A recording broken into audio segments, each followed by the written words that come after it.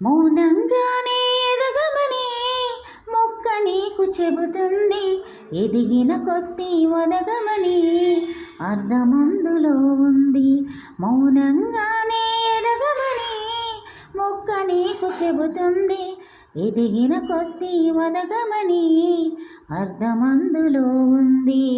అపజయాలు కలిగిన చోటే గెలుపు పిలుపు వినిపిస్తుంది. ఆకులన్నీ రాలిన చోటే కొత్త చిగురు కనిపిస్తుంది. మౌనంగానే ఎదగమని ఒక్క నీకు చెబుతుంది. ఎదిగిన కొద్దీ ఒదగమని అర్థమందులో ఉంది. అపజయాలు కలిగిన చోటే గెలుపు పిలుపు వినిపిస్తుంది. ఆకులన్నీ రాలిన చోటే కొత్త చిగురు కనిపిస్తుంది. దూరం ఎంతో ఉందని దిగులు పడకునేస్తమా, దరికి చేర్చుదారులు కూడా ఉన్నాయిగా. భారం ఎంతో ఉందని బాధపడకునేస్తమా, బాధ వెంట నవ్వుల పంట ఉంటుందిగా. సాగర మదనం మొదలవగానే విషమే వచ్చింది. విసుగే చెందక కృషి చేస్తేనే అమృతమిచ్చింది.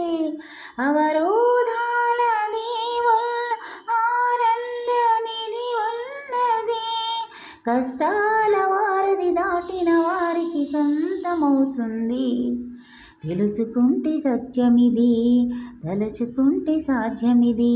మౌనంగానే ఎదగమని మొక్క నీకు చెబుతుంది.